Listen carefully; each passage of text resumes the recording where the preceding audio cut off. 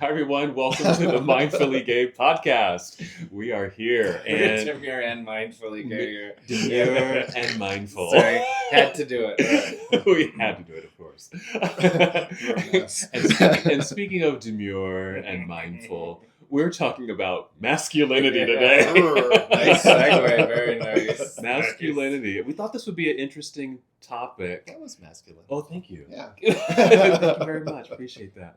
Because I think it comes up quite a bit, even just in regular conversation. It's come up at our retreats, and we've done some workshops around this topic, and about the definition of being a man and manlyhood and masculinity and all that. So we thought we'd bring it to the podcast. So I thought it would be a good conversation to have about it.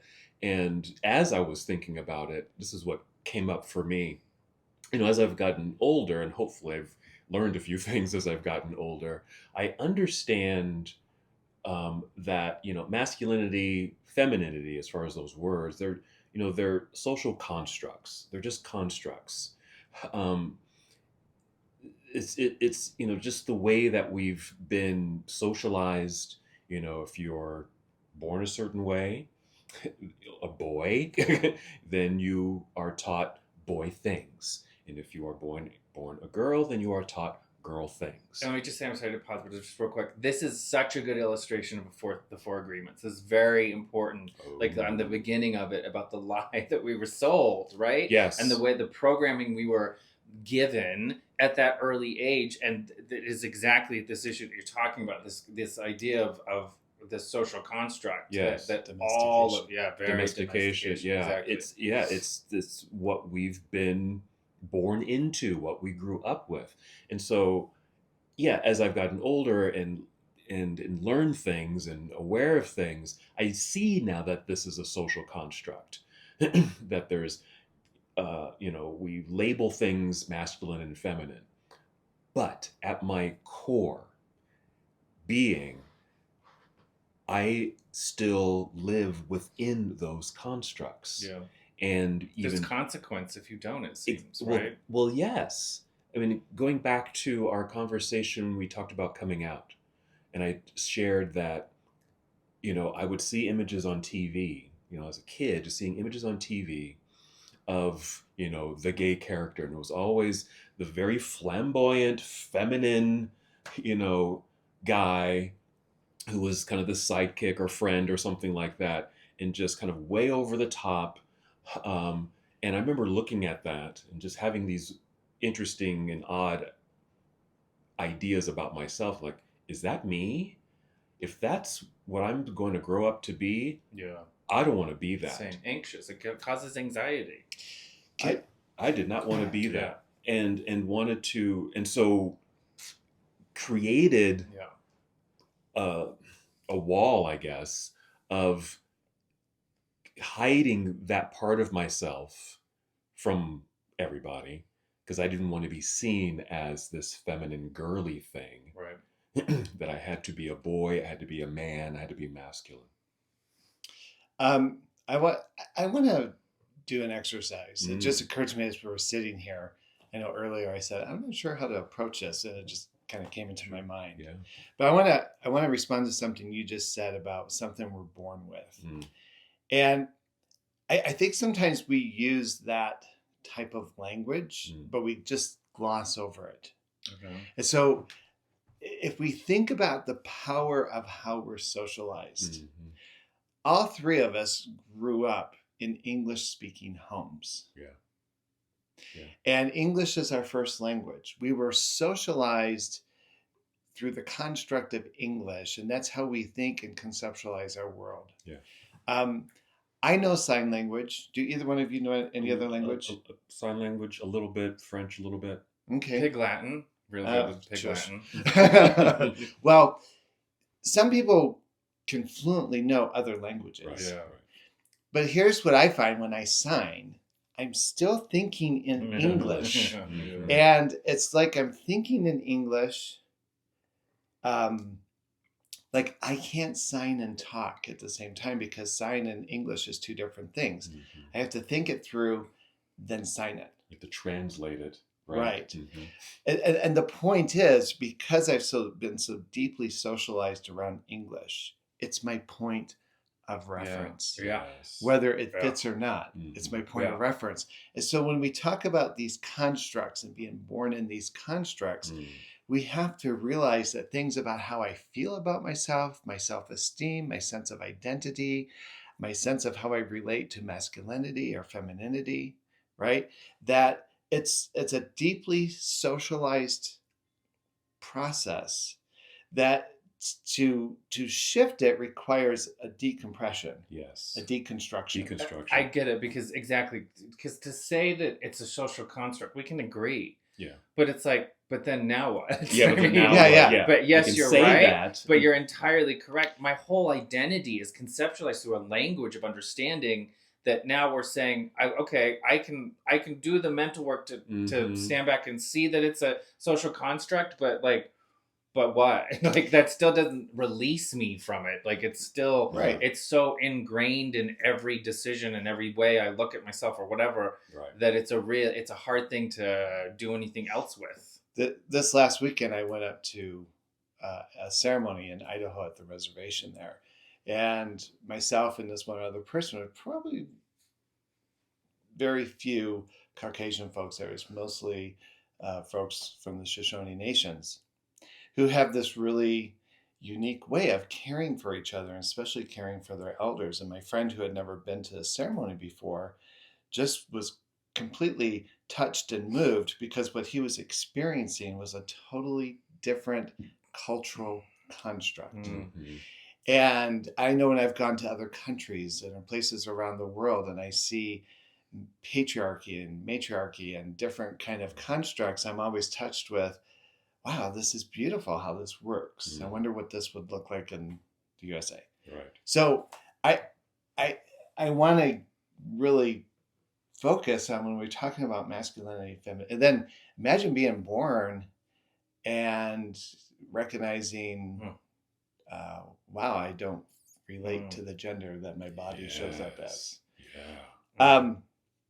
But here's the exercise. And I used to do this with my class. So I'm going to be a facilitator, and you two can be the facilitated. Okay. But I want us to just think for a moment, how would we respond to the question of a man is, or a man is supposed to? Like, what are the things in our mind that qualifies someone as a man? Yeah, I mean, but I can already see the trap I'm falling into with this one. But yes, no, what are the stereotypical? The man is strong. The man is going to fight. The man is going to protect. The man is going to kill if have to be. The man will gut the animal and clean it and bring it home for the woman to do other things too. Yeah, the breadwinner, the keeping things safe, protection. Yeah, these rescue. You're safe now. Like these are all men things, I think. Yeah, the provider. Men don't share their emotions. They're the leaders. They are the hierarchy. They're powerful. They're president. They're always president. Men don't cry. Men don't share their feelings. Have to be strong. Right. Okay. So men don't say they're scared. Don't express fear. They don't. Their anxieties, they don't talk about their emotion. Yeah, right. Yeah. Okay. So how would we, if we were saying a woman is, or a woman's supposed to, what is that supposed to look like? Right. How would we answer those questions? I'd probably start with women are caring, gentle, raise the kids, soft. Yeah, the caregiver. Nurturing. The nurturers. They're so emotional. They're emotional, but they can be understanding of emotions. Mm-hmm. That's who you talk to about your emotions. Who takes care of the children? Mm-hmm. Yeah, motherly. Yeah. Puts their needs last for everyone else. Kids. Yeah, it's strange as we do this. I'm sorry, I'm not trying to derail the exercise, but as we do this, I'm realizing it's the females that I'm so jazzed about the most that have, I guess, seemingly masculine trait. I mean, I don't know. Our potential next female president is looking pretty badass. That speech last night was very, as someone said, muscular. It was a very strong speech. She was showing her teeth sometimes. I love that when women take on traits that I guess we just discussed are masculine for the Mm. sake of this exercise. Yeah. So I'm sorry, keep going with the That makes exercise. sense. Well, let me ask you this. If you look at the traits, you're a psychologist. If a client came in and demonstrated all of those traits of being a man, how would you diagnose them?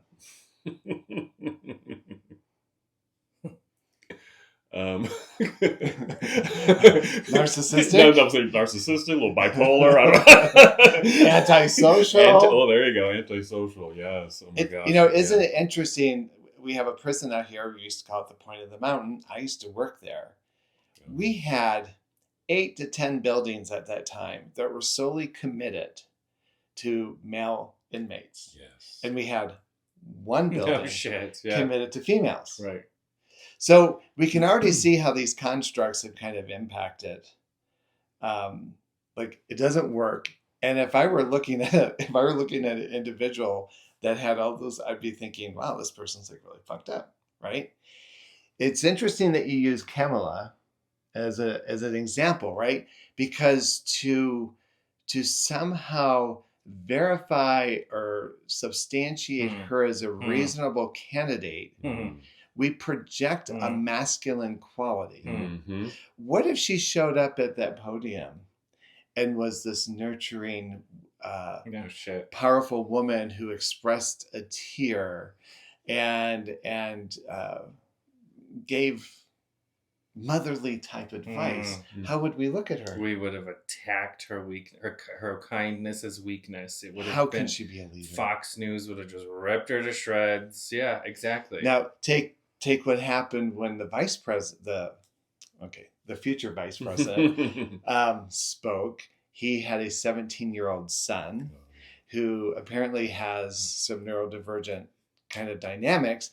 But this kid was obviously caught up in the energy of what was happening, was very emotional. Beautiful. And what has happened on Twitter and social media in reference to that young man? I mean, what did Ann Coulter do specifically? That bitch, the disgusting bitch, the way she ripped on him. I didn't do that. No. But, right, without the information implied, just knowing that he's a male expressing emotion, it was degraded. So then bring that into our coming out processes, right? Our sense of how we exist in the world. What happens to a male who does not live up to the criteria that we listed as a man? What do they get called? Wuss? Failure. Yeah, you're gay. Yeah. Right, entirely. Fag, much a gay. sissy. Yeah. Wuss. We feminize it. Yeah. Right? And isn't it interesting that we use femininity as a critical tool of judgment, which might suggest, how do we feel about femininity? Yeah, exactly. And how our culture privileges things like logic and reason as more legitimate, if you will, than nurturing and emotional, loving qualities. Yeah. I mean, that's why as a kid, I saw that, seeing these feminine, expressive men on television and thinking, oh no, I can't be that. Yeah, I can't learn this. I'll look down upon. I'll be ostracized. I'll be a problem. My whole life will be a problem. Yes. Right. That's exactly what I thought. We've weaponized, we've demonized, the characteristics of feminine or femininity or being a woman or a girl. And what does that do to a gay kid, a gay boy? or even someone who's identifying as transgender. Right. Because who are the number one, which population is most likely to end up murdered? Is transgender women of color. And I think part of that is, how is it that a male-bodied person would give up that privilege and embody femininity?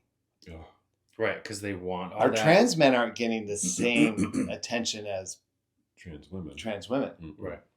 No. Oh. I know we're shaking our heads, and it's not because I can't fathom. I can't fathom the having a feeling inside so strong that you know what you're dealing with physically is not what you really are, and just the way that people are ostracized. I mean, just everything we're just talking about now, everything that we just talked about, femininity and identifying as such, and how problematic that is, and then still knowing that you have to pursue this and you have to change and you have to transition. And I can't imagine. It just hurts me because I just feel like that's just such a painful path. And for those who are, are dealing with that, even, trans, yes, trans, bi, gay, lesbian, there's a sense of courage and bravery, power and strength that is allowing them to say, I am going to live my truth. Yeah. I am going to live my truth, no matter the consequences. And that's something that's incredibly inspiring and respectful, right? I mean, I don't know. I think if that had to happen to me, I would be disowned from my family. But they know that, and they're still making the decision because they have to live their true selves. So, I guess you brought up the 4 agreements, and one of the guiding principles of that book is about living authentic lives. And I know for me, and maybe you guys can relate to this, the closet for me, right? I left high school where I wasn't, sports for me was track and field and karate, very individualistic. I never participated in team sports because I was afraid I wouldn't measure up as a guy. Then I went into the military and tried to look as butch as I could. But there was always this fear that if I somehow slipped in my masculine persona, that I would get found out. Then I went on my Mormon mission, right? Was in the priesthood. Like all these things that were about verifying and validating a sense of masculinity. And so I would engage in things like working out and working hard and compensating. I felt like there was a big piece of my life where I was compensating, but it was always this fear of not projecting man enough. Getting caught. Yeah. And even now, I think I'm a pretty actualized person in many ways. Like I work really hard on myself. But I tell you what, if I were sitting here and starting to get emotion, my domestication would say, shut it down. Reel it in. Yeah, absolutely. So I'm wondering, part of this question is, how does these constructs, how does this domesticated view of masculinity, like how has it impacted how we exist today as gay men? And if we were being authentic, if we could let down those masks, like I would, my goal before I die is to be free in my expression of emotion, to allow myself permission to fully express and to not ever feel like I have to censor it. Yeah. So I kind of wonder, how would you guys relate to that question? I'm realizing something that I do with my father. Here we go again. I'm realizing something I do though with my dad when I get upset, and there have been times. So this very horrible long story. We'll make it very short. My cousin Shane, who I invoked it brought into the circle, his spirit rather at Last Lodge. My age, my cousin, he killed himself. He went out to the desert and put a garden hose in his car and went that way. And I went to that funeral, and it was in a Mormon church, and my cousin, who is his oldest brother, who was facilitating the whole thing, did this program that had pictures of Shane with girls on it, and there was no mention of the partner and the boyfriends that he had or anything like that. And I really lost it, and I ripped my face off, and I ripped into the cousin with there was tons of people there and everyone heard, and I left. And what ended up happening is I go out to the car and I'm there out in the parking lot while my entire family is inside eating up this lie. And it just incensed me. I was so angry that I called my father, and for 2 hours solid, I just proceeded to yell. I was so angry. I was screaming. I was like, fucking this and that. And just, I was expressing emotion, but I was doing it in such a hyper aggressive way that I felt like I wouldn't be seen as weak by my father, because I just needed him to know how fucking angry I was that this was happening, that I felt like my whole life it had been happening to me, that he was responsible for it, that there's still issues we haven't resolved. And I was kind of getting at those with my anger. I was trying to show him how angry I was through this emotional like burst of just aggressive and hyper, I guess, masculine presentation of my emotions. And it's weird. I don't get emotional in I guess in a more gentle or maybe more feminine way with my father. I don't. And now they're afraid. Joel Hole told me that they're afraid now of me blowing up. And so I don't know, what I'm trying to answer is, what has it done? Like, I don't know, and particularly with my father, like clearly we got to work through some things. When it comes to expressing emotion with him, I guess I feel like I can only do it if I'm yelling and then I'm really angry and showing teeth, which is weird. But so I think in some ways that, but on the flip side, I don't know, like I cried a lot in this podcast. I cried a lot in this house, and I don't feel bad about doing it. I think that it's practice. I think that it is something that we need to practice more of. That is one of the amazing things about retreat, is that it is that opportunity to do that, to be with other dudes or other people in our community otherwise, and have emotional exchange that you don't have to be guarded about. You don't have to be worried about being figured out. You don't have to show your teeth because your dad's listening or whatever.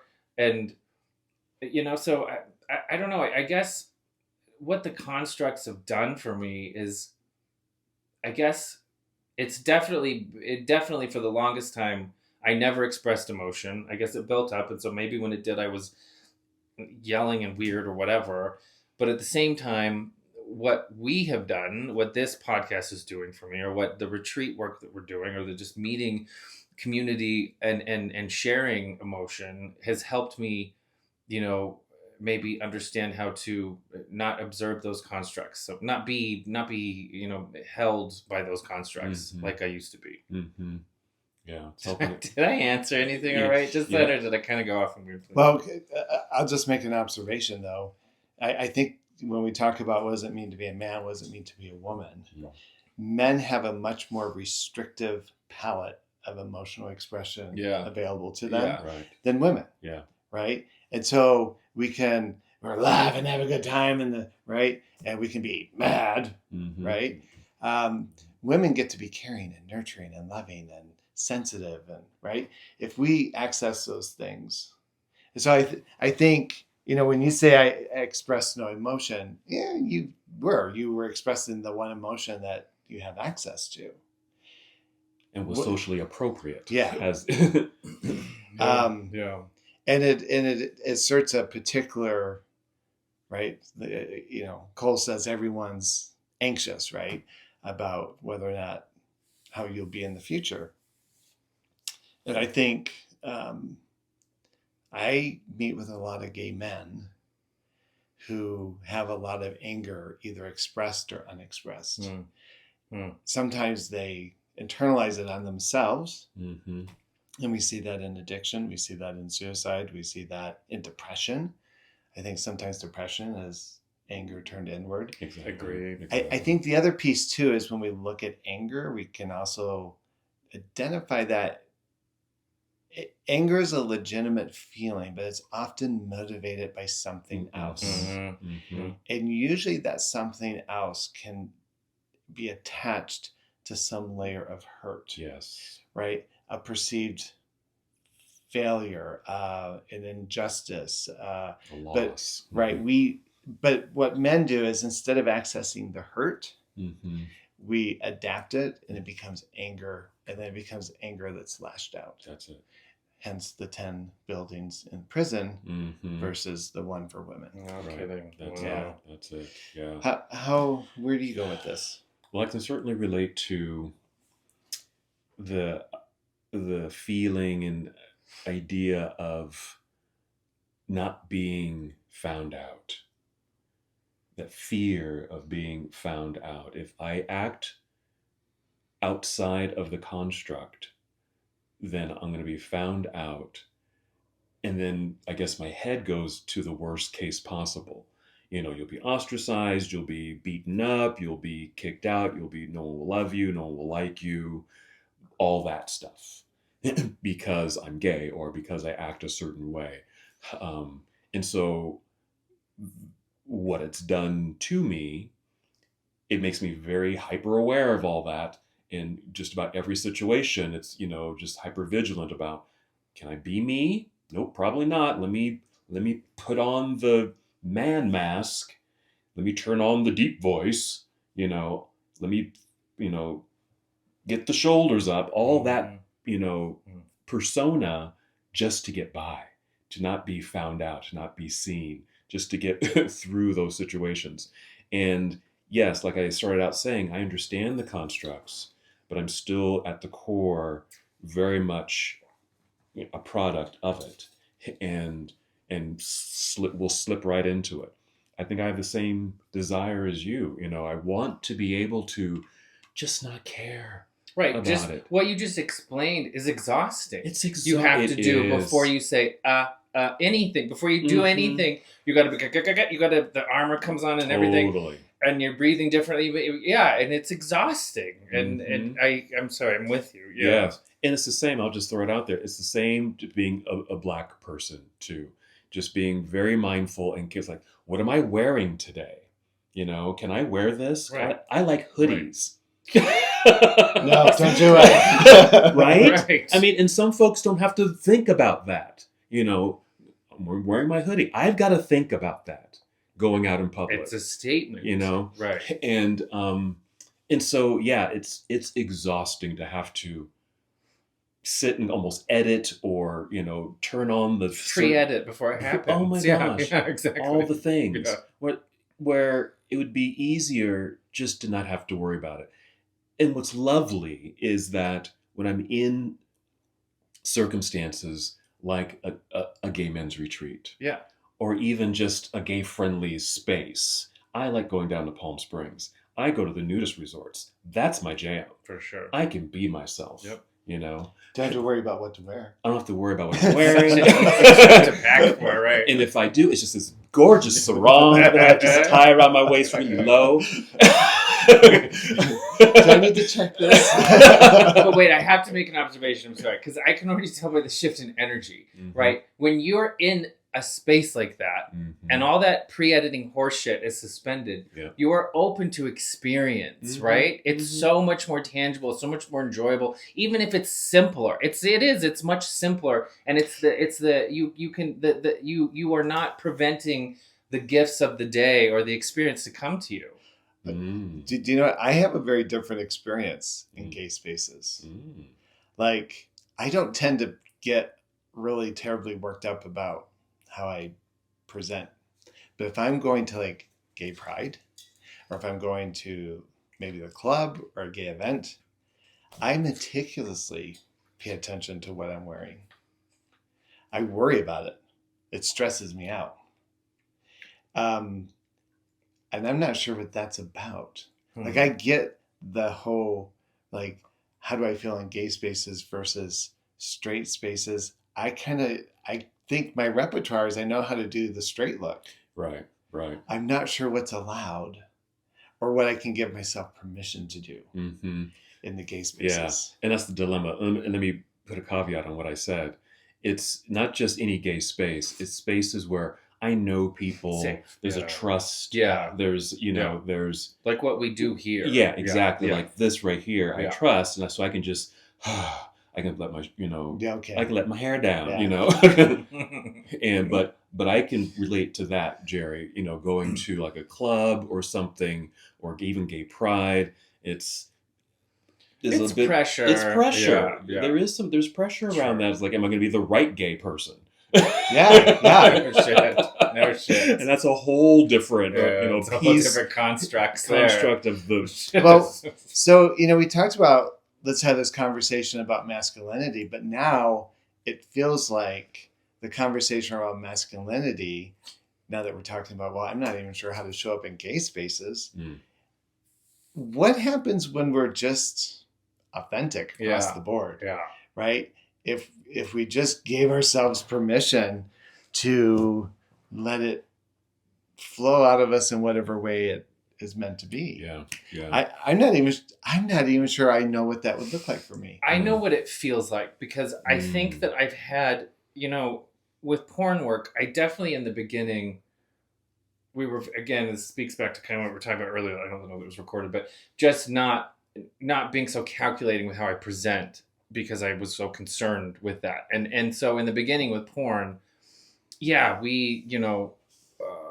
I had my ideas about what my persona was supposed to be like. He had his ideas. And so we were kind of just kind of always, I don't know, being like that. Mm. And I think what I've learned over time is that I don't need to do that. Mm. In fact, people, the fans that we have and the response that we get, people like it when we are more of what you're talking about, where it's less about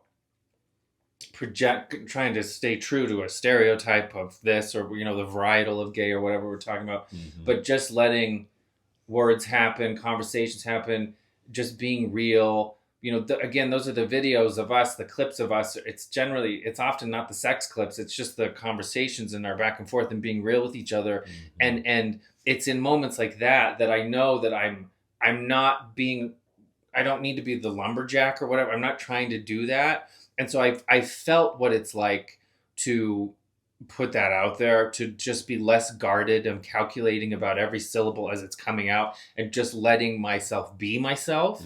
I think that's what it feels like. It's just, I don't know, for me, I guess I have this unique opportunity because I have, like, kind of like you're saying, going to a gay event, am I the right type of gay? I kind of have this micro, on a micro level, maybe I have this opportunity because I have this audience that when I do practice what I feel is being more authentic myself, it's embraced. So I think it feels good. I don't know, I guess that's what I'm trying to say. I'm going to go here. We can always shift if we need to. But I was actually thinking about porn as we were having this conversation. How it's interesting when I think about the language that we use to describe ourselves as gay men. I'm straight acting. I'm butch. I'm masculine acting. Like, we attach ourselves to a nomenclature that is we're using words that we make assumptions project a particular idea. Yeah. And if I look at some OnlyFans stuff or just some porn stuff out there, it's interesting how some of those hyper masculine ideas get really exaggerated. And even if I think about the other end of the continuum, right? Femme acting, man pussy, right? Like, it's interesting how we're using language.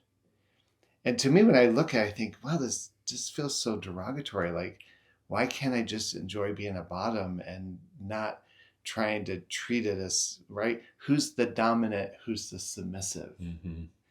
Right? Some bottoms can be incredibly aggressive. Thank you. There's some aggressive bottoms out there. But I guess, what are the images that we're relating to? Are they educating us, enlightening us? Are we able to distinguish fantasy from reality?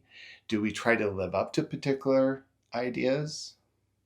I don't know. I'm just kind of throwing it out there because I think somewhere in this mix, even how some might act towards others based on sexual positions, how much of that is healthy, unhealthy? fantasy versus reality. Mm-hmm. I don't know. I'm just kind of riffing. No. I mean, when it's consensual, that's one thing, right? When it's role playing, it's consensual. I think, the derogatoriness towards the bottom or whatever. I cannot even touch race play. It's just not something I'm ever going to do. We definitely have people come at us wanting to do that. And it's just, that's so. But what I'm getting at, when it's consensual, I guess that's one thing. But I hear what you're saying. There's shame, right, with being a bottom. It's like shameful. And, if you're in the straight world talking about gay sex, as long as you're not the one taking it in the ass, then we're going to be okay with you, that type of bullshit. Right. Yeah. So I mean, I think when it's consensual and people want to be, however, that's all good. And I don't think there's any issue with that type of stuff. But when it's, I don't know, it definitely is again, I guess it is another social construct that's there. But again, it's just like, okay, now what? I mean, yes, that's true. It is. But then I don't know how to get away from it. I think talking about it is enlightening. And I think it might help people. It might empower people to feel better about the roles that they're trying out or whatever, and have less shame about things. Yes. But it's still a program that we've been given, that we're all running. It's certain, in our own computers, and we're all coming together and we're talking this language together. And I don't know. I think this is still related. It is related. I still am hopeful, though, like what you were about to say, like the masculine stereotype on OnlyFans, let's say. Because, I'm doing some research. Maybe I do some research every now and then. Maybe I do. But your credit cards maxed out. Exactly. We don't even have credit cards anymore, no. But I do find it interesting the way in which the stereotype is played with. Is change the nail polish, the lacy pants. I don't know. To me, it's like, okay, all right, I'm down. I'm down with you as the individual taking on the stereotype and messing with it a bit. Like, that's cool. I don't know. I like that. I think, I don't know. I think that sometimes, I am, especially in a gym setting, in a very masculine mode, because what I've learned is that's how I bag straight dudes. Like, that's just how I get to have sex with straight dudes. I'm sorry, it's true. But at the same time, there are some straight dudes that definitely respond better to a feminine man. And I've seen it. I know that it's happened. I've seen them pass me by. Like, I've been rejected for a straight dude because I was too, I guess, straight or acting, and the little queen ends up taking him home, I've seen things like that have happened. And I guess that what I'm trying to get at is that, well, we're talking about these stereotypes, and it's like, okay, so we all agree it's a program, we all got it, we're all running it, so now what? I do think at the same time, at least I've witnessed, I'm seeing people try to change it, and they're understanding the stereotypes, and maybe they're not as rigid with them. I don't know if that helps. Something you said, Nick, that kind of caught my attention. As people are kind of exploring, kind of running down the list of these stereotypes, or just different ways of being, and kind of in the gay world, they just kind of put things on for size and just try them on. But they're kind of on their own. That's the image I have.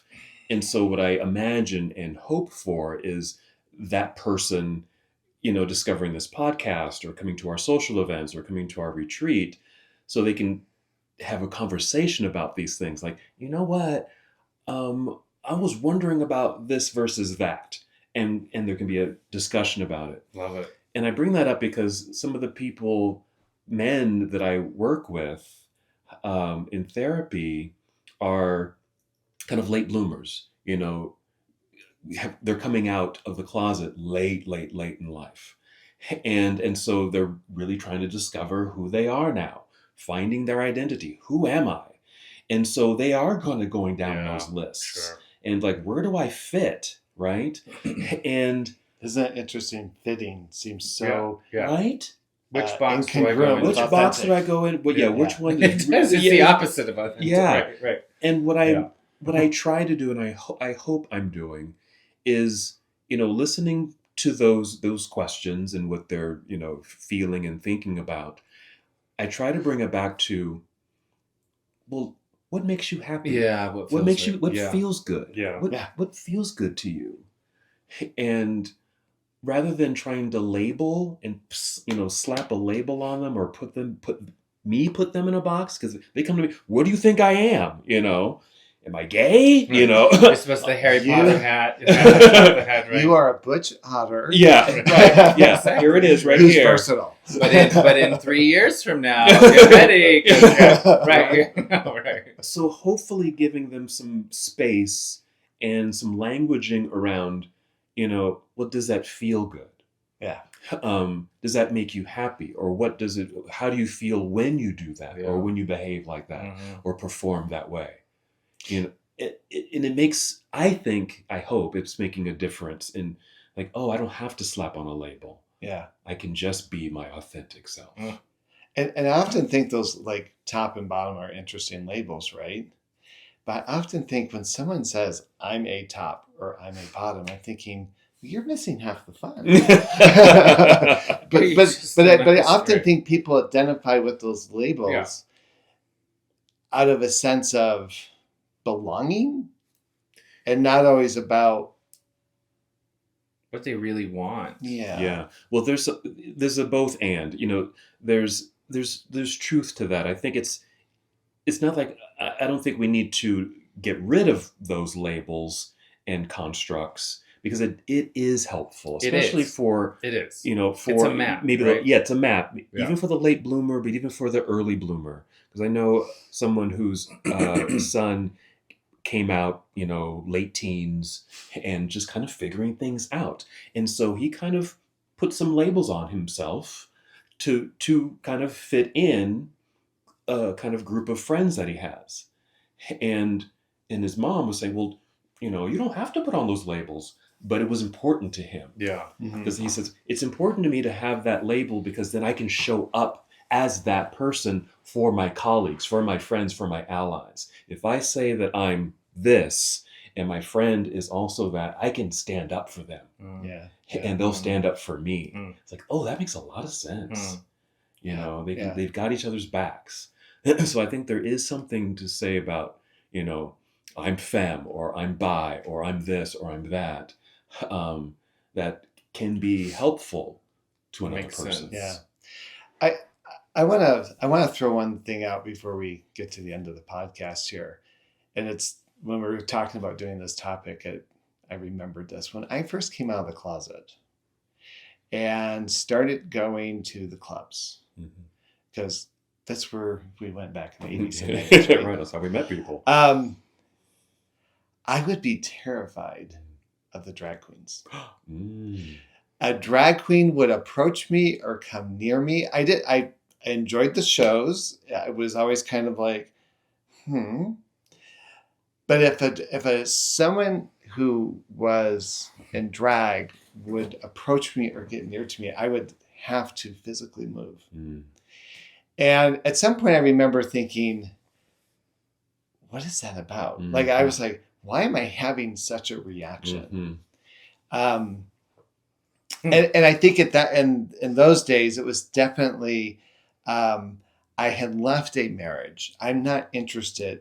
There's, in the Kinsey scale, there was no middle ground for me. I like men. Mm-hmm. And I think there was a part of me that was afraid of being associated with someone who was more feminine-like. Yeah.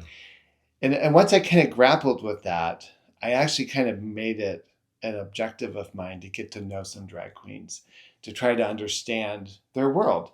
I don't enjoy BDMS and that world, but I have spent time talking to people who are very much immersed in that world. Yeah. I'm intrigued by it. Mm-hmm. I find it very curious, and I want to understand it. Yeah. That's how I approached it with drag queens. I want to just understand, like, what is your relationship with this craft, this art, this presentation?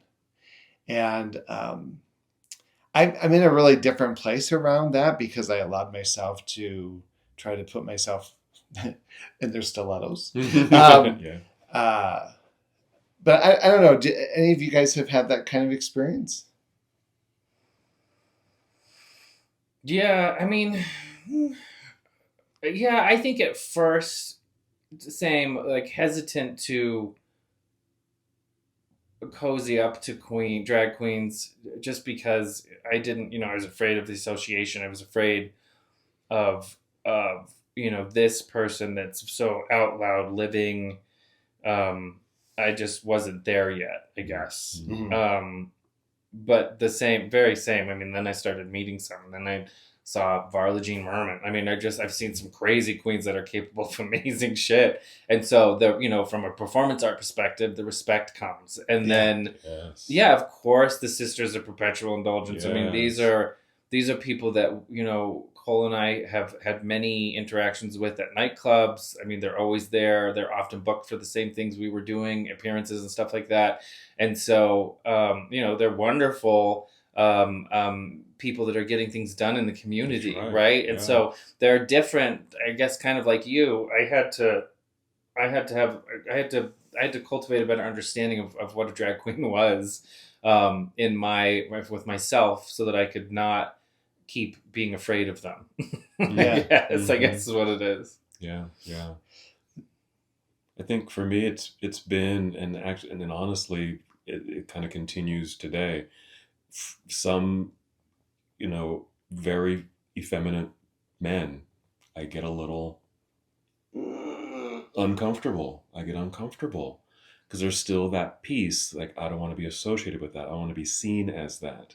I also feel too sometimes, I'm sorry if I may, what also sets is like, oh my God, you're going to get your ass kicked if you keep acting like this. Yeah. We're in Utah. Yeah, be careful. This is an acting place. Yeah. This isn't safe for you. That does also spark up too. The more out there and flamboyant, I'm like, oh God, I can't be standing close to this person because you're going to get us killed. Mm-hmm. Sorry, keep going, but go. Yeah. I mean, there's that piece too, just you're going to get hurt because it's really a projection. It's like, well, I'm going to get hurt because if I act like that, surely I will get hurt. I'm flat. Right. I used to teach this class at the university. It was on diversity issues, and I gave the students an assignment to immerse themselves in a cultural experience outside of something that they're used to. So if I had Mormon students, they might go and spend time in a Catholic monastery or something. Mm-hmm.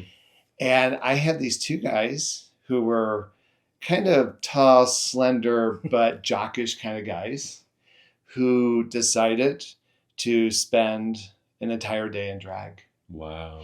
And for whatever reason, these two guys decided to go to a park downtown. And they had to end their experiment because they were fearful for their lives. Mm-hmm. And so their whole presentation was about the persistent engagement. And they tried to do it for like this whole weekend, but they said they stopped early because there were particular times where they were seriously questioning their safety. Yeah. And I think I want to point this out in case the listener's not hearing it. None of us are saying the problem is drag queens or the problems are feminine men. Mm-hmm. The problem is our constructs are so tightly woven that we have to exercise that consciousness of how we are in relationship to those who may have a little bit more liberty to be a little bit more feminine in how they present. Mm-hmm. You guys don't know this, but I've been negotiating with a kind of a celebrity drag queen who I'm hoping will come and join us on the podcast. Mm-hmm. And she's going to give a listen to some of our episodes, and invited her to come and that'd be great. Talk to us. Yeah. I'm glad you made that point because it's more about, it's about me, I've got to put the mirror in front of my face in regards to, why am I uncomfortable? It's not their problem. It's me thinking if I were dressed like you right now, I would be afraid for my It's that. It's like I got to look this way. I got to turn it around and look at me. What's happening with me, and what another thing I think just getting a little older, a little bit more mature, and hopefully a little bit more open minded. When now I see folks now because we're seeing so much more as far as, in social media, television, gender bending, and the whole gamut. Part of me is now jealous of a lot of folks. Like, wow, how are you able to just be yourself? No, you just said it with that you just said the way you said it with the drag queens and the from my perspective, I wonder, like, how do you have that level of personal liberty or of freedom? Like, that's the thing that I'm always like, how, and I think, wow, they're just not as latched onto the program that I am. I guess that's what it is. But it does, it's a wonder. I'm like, wow, to be that, I guess, strong, to be that proud and secure, to be able to do that. I'm still worried for your personal safety. Yeah. There, it's interesting. This morning at the gym, there was these two young gay guys, cute, handsome young men, and they frequently hold hands together. And it's interesting. I see them holding hands, and there's a part of me that says, finally. Right. But then I find myself scanning the room, wondering, does anyone else? Is anyone watching? Seeing this? Yeah. Same thing. They're doing it together at the same time. Oh my God, you're getting in trouble. You're gonna get hurt. There's another young person. I haven't seen him in a while, but tall, slender, beautiful young person. I'm going to say he, they.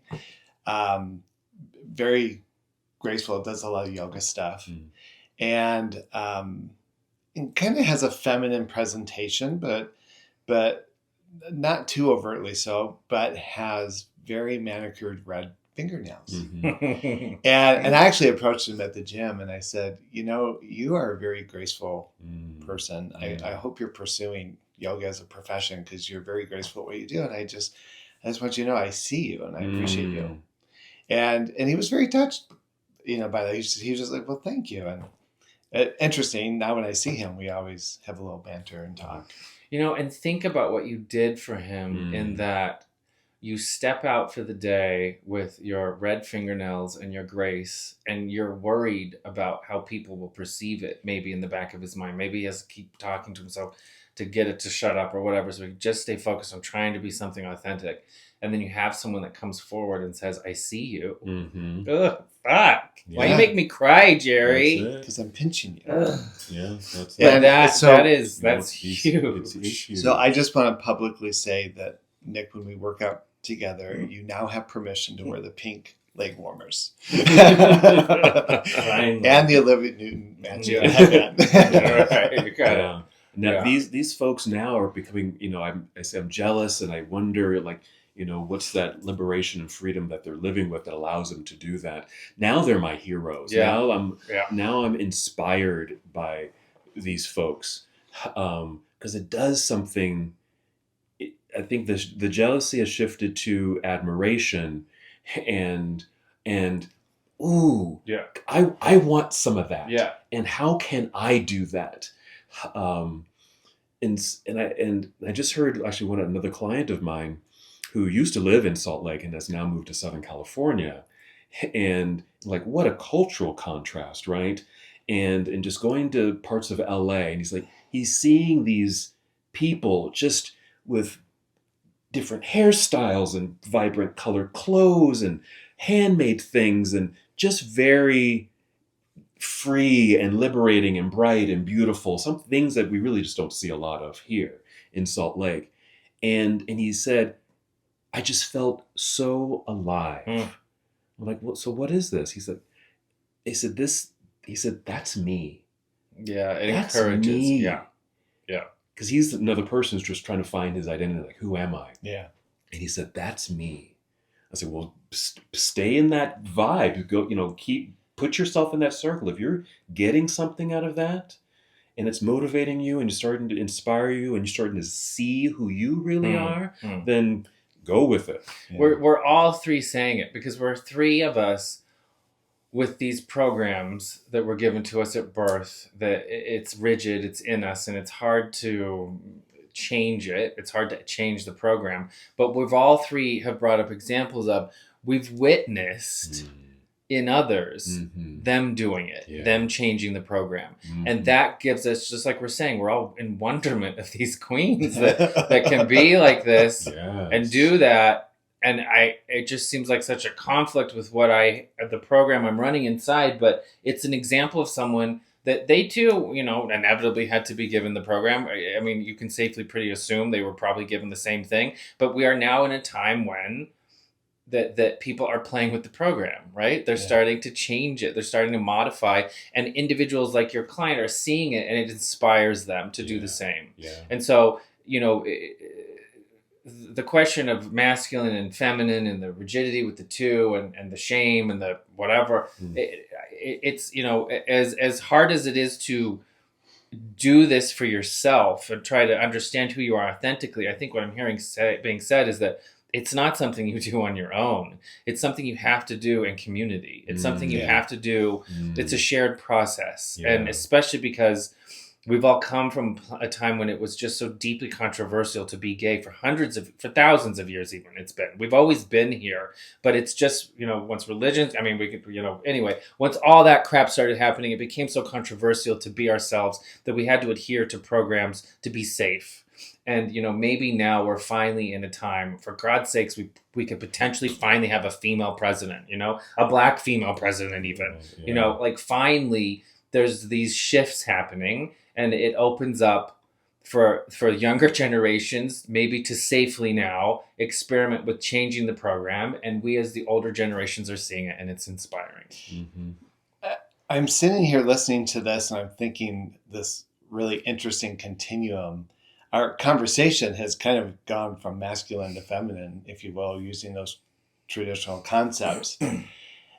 And interesting how we have both identified at both ends of the continuum, right? And maybe our accessibility of expressing ourselves, maybe our next podcast we're all in drag, I don't know, but we'll have to do some serious hair removal over here. You just glitter it up, girl. I'm going all natural if that's what we're doing. I'm one of those gals. But my point is, I've come to appreciate this new. It's not a new concept, but I think it's a more accepted concept of fluidity. Yeah. And I said earlier, I just want to have the freedom to kind of emotionally express myself. And I think if I were to revamp that desire, I think it would be to feel more comfortable in the fluidity of my existence, to allow the expression to be authentic, and that it can swing from one end to the next, and I'm still Jerry. Exactly. Yeah. Because it could be from day to day. It could be from hour to hour. Yeah. As far as where you kind of float on that continuum, right? And just ride it. You flow with it. Don't fight. I keep this image I keep having is, here's this construct, like this box in front of us, and someone's got a jackhammer or something, and just like smashing this construct. Like, I'm not doing this anymore. Yeah. I'm done with that. Which also now reminds me of, and I don't know when this particular episode is being aired, but we are hosting an event on October 12th. Our coming out celebration. Coming out day is the 11th, correct? It's the 11th. We chose the 12th because it's on a weekend. And in one of our podcasts, we were brainstorming about, wouldn't it be nice if we had ritual, ceremony, something that marked the initiation of coming out and stepping into it. And so what we came up with was having a heart circle and a gathering of people who wanted to celebrate ritualistically National Coming Out Day, and that we would focus on our coming out stories, kind of the struggles and the blessings. And then we would then move into the sweat lodge. And then after Sweat Lodge, we would have a celebration feast. Yeah, celebration. And I think it just captures what we're talking about. We're just celebrating who we are, just where you are, who you are, and what you are at that moment. Yeah. And yeah, I think so. October 12th, put it on your calendar. Look us up on the website. mindfullygay.com. You'll see that event and other events. And it's a donation based, so come. If you can't pay, that's fine. If you want to make a donation, there'll be a jar on the table. But we just really want guys and folks to show up and to celebrate that piece. We have your meditation classes next the week before that. Yeah, meditation class, just all these things. And, and Nick was alluded to it too. Just this is practice. Yeah. This is practice of trying something new, stepping into, a part of yourself, or you're exploring or having questions about parts of yourself. Here's where you can get to practice it. It is. If you're struggling with identity, come to these events, because other people are struggling with identity too. That's the thing. And it's not just about coming together and struggling, because there's also people that have that maybe have a clearer perspective on identity, and you get to be inspired by that. And and those are the types it is. It's an environment to practice all of that without any pressure of failure, without any you're not going to be put in a corner. We put some people in a corner, I guess, but that's different. But it's a very non-anxiety zone, and it is just a place to practice and to better understand yourself through understanding other people better. Exactly. Yeah. And you know what I'm going to say? I talk to people on the apps. I talk on people on social media, and everyone's bitching and complaining about how much they hate the apps, how much they hate social media. Well, get off your asses and show up. Stop posting about it. Yeah, we can't make this any easier. It's true. So you are invited to come join us. Cecilia, that comes out. We would gladly open the door wide for you. We would love to have you. And if you're not in the area, certainly dialogue with us through email or text, through the DMs and all of that. We want to hear your story. We want to hear your conversations. And even if you are far away and have a story to tell and want to be on the podcast, we can certainly hook it up with all the technology to have you as a guest on the podcast, so that you can share your experience, because it is going to be so valuable. It is. So valuable to those who are listening to these stories. Yeah. Any last things? I think we're good. I think that's it. So I think that's a wrap. So thank you so much for listening to this episode of the Mindfully Gay podcast, and we'll see you next time. Thank you for tuning into this episode of the Mindfully Gay podcast. If you enjoyed our conversation today, please remember to hit that like button and subscribe to our channel. This way you won't miss out on any of our upcoming episodes, where we continue to explore fascinating topics and share meaningful stories. Your support means the world to us. See you in the next episode.